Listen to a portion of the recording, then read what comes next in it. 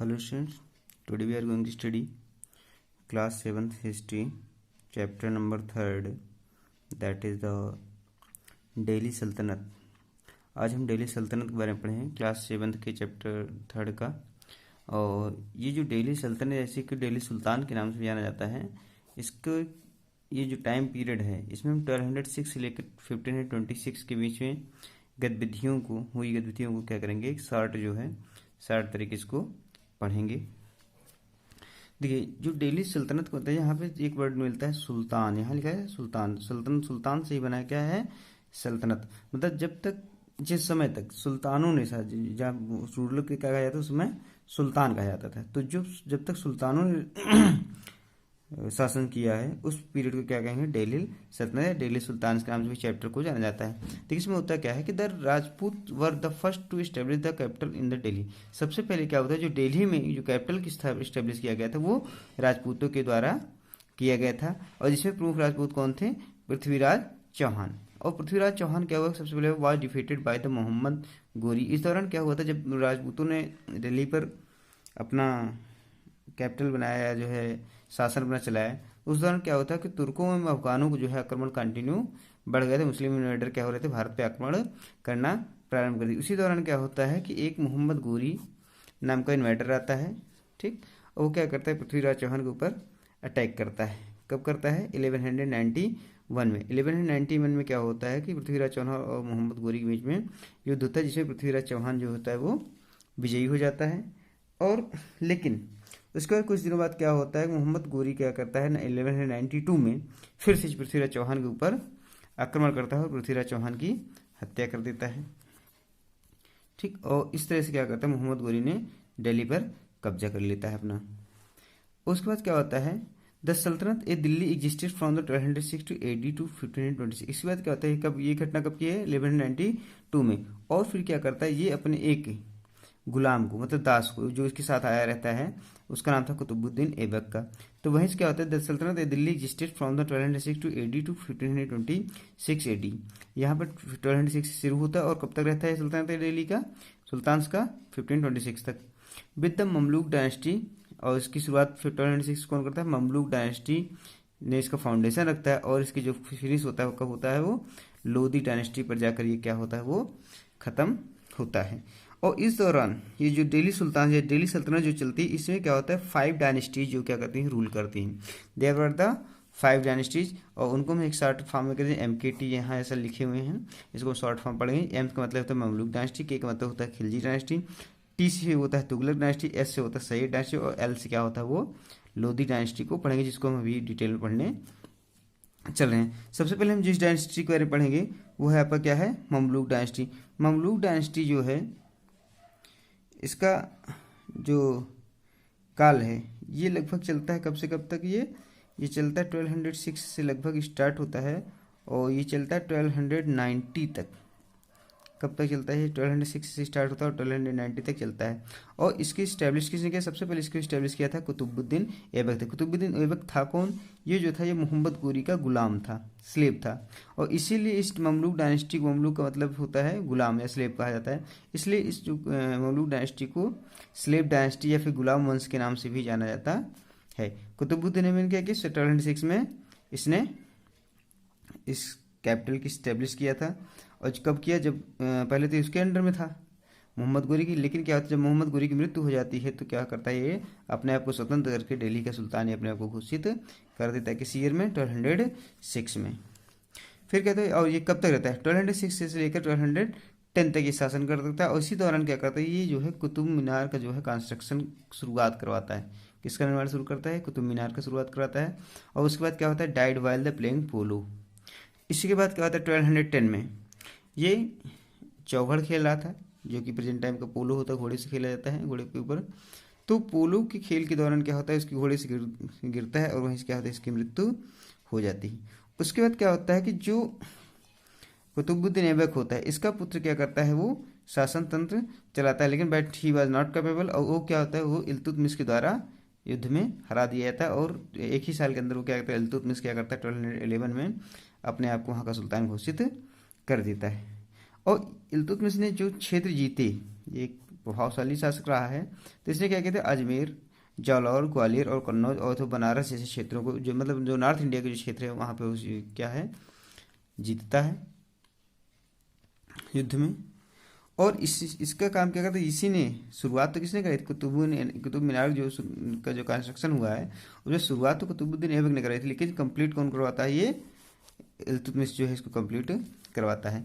इसके बाद क्या होता है कि इल्तुतमिश अपना जो उत्तराधिकारी होता है अपनी बेटी रजिया सुल्तान को जो है वहाँ का शासक घोषित कर देता है। अब रजिया सुल्तान कौन थी, the daughter of the Iltutmish थी।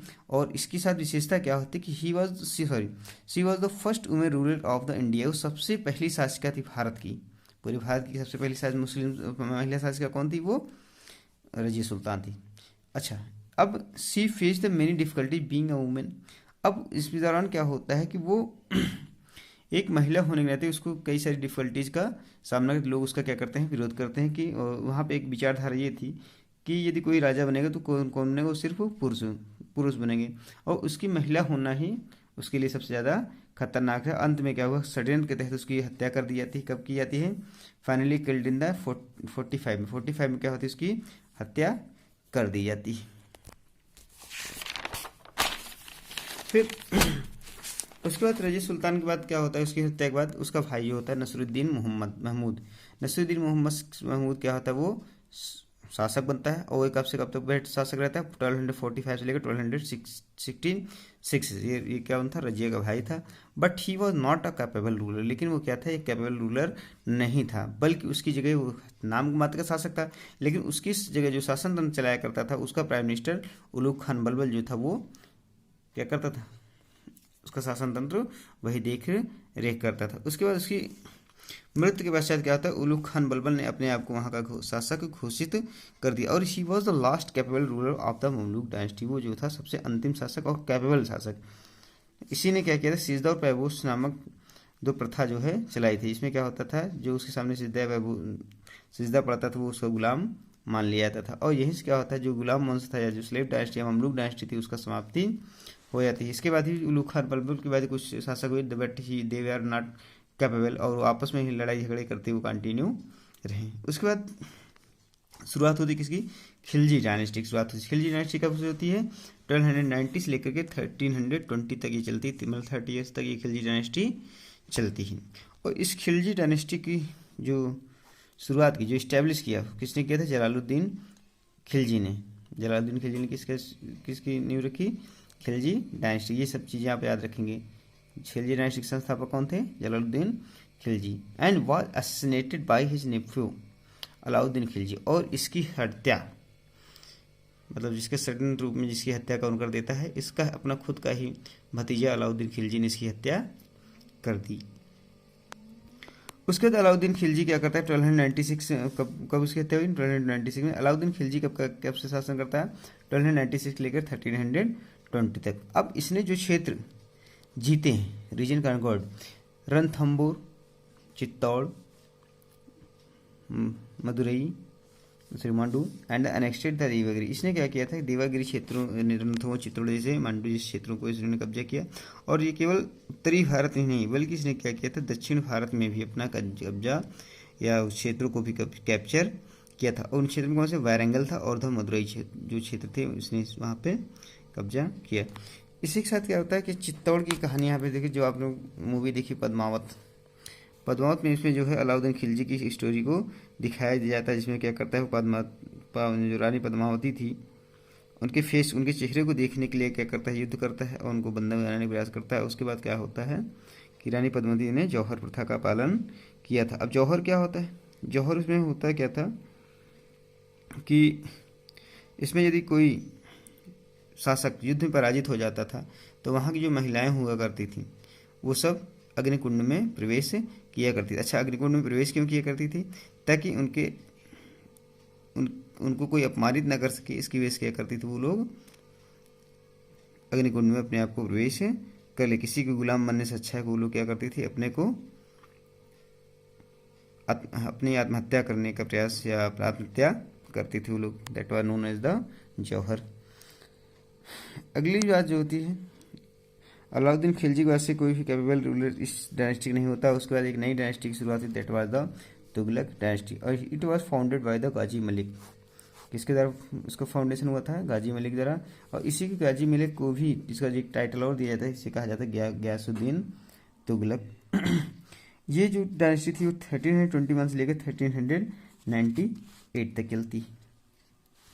इसके बाद गाजी मलिक के बाद क्या होता है? इसका एक पुत्र होता है, that was the Mohammad bin Tughlaq.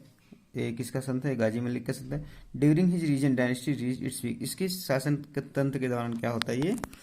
ये जो डायनेस्टी थी वो अपने चरम उत्कर्ष पे सबसे ऊंचाई पर थी, ऊंचाई पर के अंदर सबसे ज्यादा समृद्धवत थी। फिर आता है the empire in extended from. इसके इसी शासन के दौरान क्या होता है? इसका जो एम्पायर होता है वो सिंध मध्य प्रदेश पंजाब में, वेस्ट में और आसाम टू द ईस्ट, मतलब पंजाब के सिंध प्रांत, सॉरी पाकिस्तान के सिंध प्रांत से लेकर के आसाम तक फैला हुआ था ईस्ट में, और पेशावर ये भी पाकिस्तान में है। In north to the Mathura Tamil Nadu में। ये इतना इतना बड़ा क्षेत्र इसका हो गया था। किसका? मोहम्मद बिन तुगलक का। He was also called the foolish for his some bad decision. अच्छा, इसके साथ इसकी एक कहानी और कहीं क्वेश्चन पूछा जाता है कि इसको मूर्ख बादशाह भी कहा जाता था। इसको मूर्ख बादशाह इसलिए कहा जाता है कि इसने क्या किया था? अपनी सेना को बिना किसी तैयारी के हिमाचल प्रदेश की ठंडे प्रदेशों में लड़ने के लिए वहां पर विधि, जिसकी वजह से यहाँ पर उसको काफी नुकसान ढूंढा। दूसरी इसने मूर्खता काम किया था, इसने टोकन करेंसी की स्टैब्लिश बिना किसी प्लानिंग की टोकन करेंसी की थी। इसके साथ साथ इसने कैपिटल को अपने दिल्ली से दिल्ली से दौलताबाद इसने ट्रांसफर किया, तो दौलताबाद फिर से इसने क्या किया? दिल्ली ले आकर के कैपिटल को ट्रांसफर किया। ये जो कुछ बैड डिसीजन वैसे इसको जो है मूर्ख बादशाह भी कहा जाता है।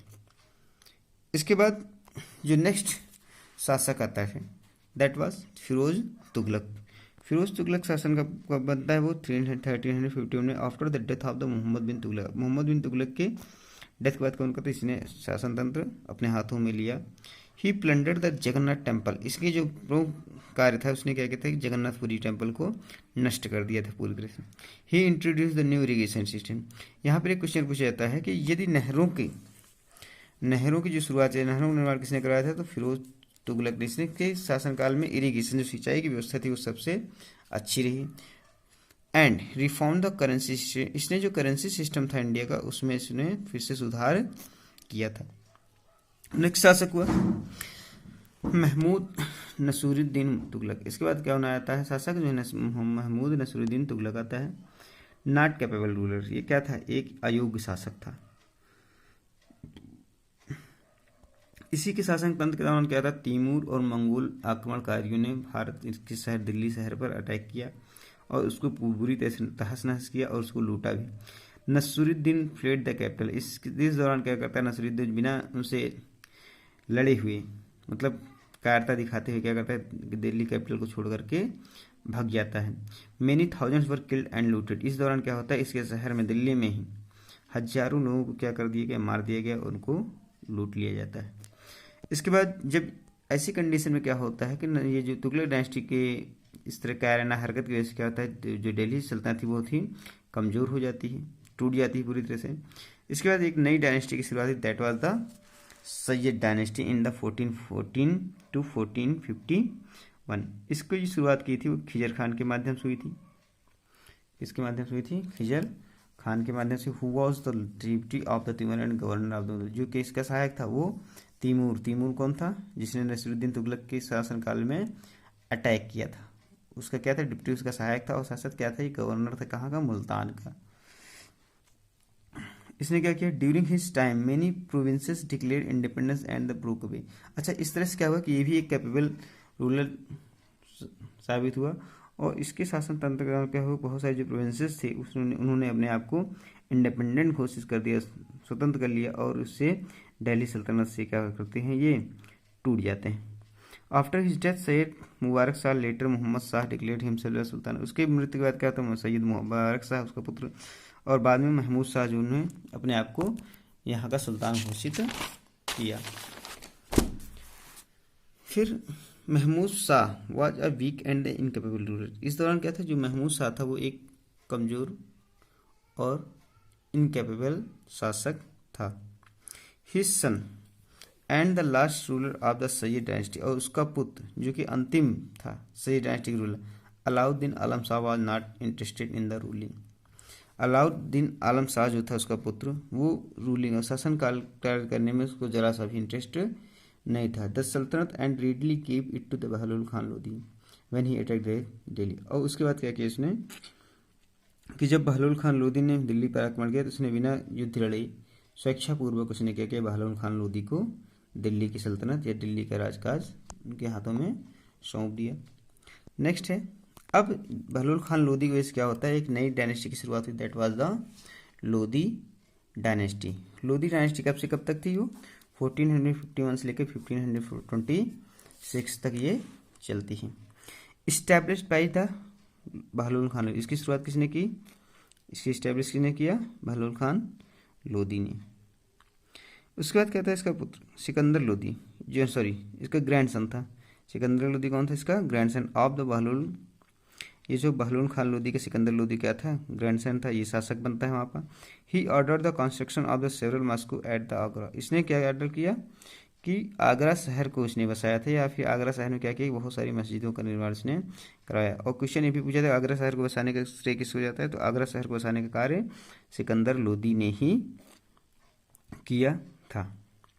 उसके बाद नेक्स्ट है, Ibrahim Lodi was the last great ruler of the Lodi dynasty. Ibrahim Lodi क्या था? ये अंतिम लोदी डायनेस्टी का महान शासक था। Ibrahim Lodi was constantly engage in the suppressing the attempt to the throne on the और the invasion from the Rajput. अच्छा, इब्राहिम खान लोदी के दौरान क्या हो गया था कि छोटे छोटे जो राज थे अपने आप को इंडिपेंडेंस कर चुके थे, इसलिए जो इब्राहिम लोदी जो तो कंटिन्यू इंगेज रहा किसमें? Suppressing the attempt of the throne, कि जो विभिन्न प्रकार के जो पड़ोसी थी, जैसे राजपूत थे, राजपूतों को जो इन्वेजन हो रहा था उनको दबाने के लिए, उनको ख़त्म करने के लिए ये उसी में हमेशा कंटिन्यू एंगेज रहा है। एट लास्ट हुआ कि इसका परिणाम क्या हुआ? ये काफ़ी कमज़ोर हो गया। At last he was defeated and killed in the 1526 in the first battle of the Panipat by the Babur. इसको क्या हुआ 1526 में पानीपत के पहले युद्ध में बाबर के द्वारा पराजय का मुंह देखने पड़ा। And this started the Mughal era. इससे के बाद क्या होता है? मुगल इरा का शुरुआत होती है। कहा जाता है कि जब इब्राहिम लोदी जो था, इब्राहिम लोदी के दौरान, हालांकि इब्राहिम लोदी के पास एक बड़ी सेना थी, इसके पास 50,000 सैनिक थे, जबकि जो बाबर था उसके पास मात्र 12,000 उसके पास सैनिक थे। फिर भी क्या होता है कि इब्राहिम लोदी हार जाता है। और उसका कारण जो होता है कि इस युद्ध में क्या हुआ था, सबसे पहली बार जो है गन पाउडर का प्रयोग किया गया था।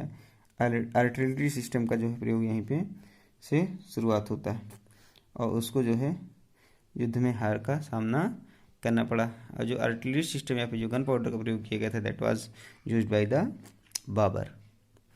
तीसरे से चैप्टर क्या हुआ है? समाप्त होता है।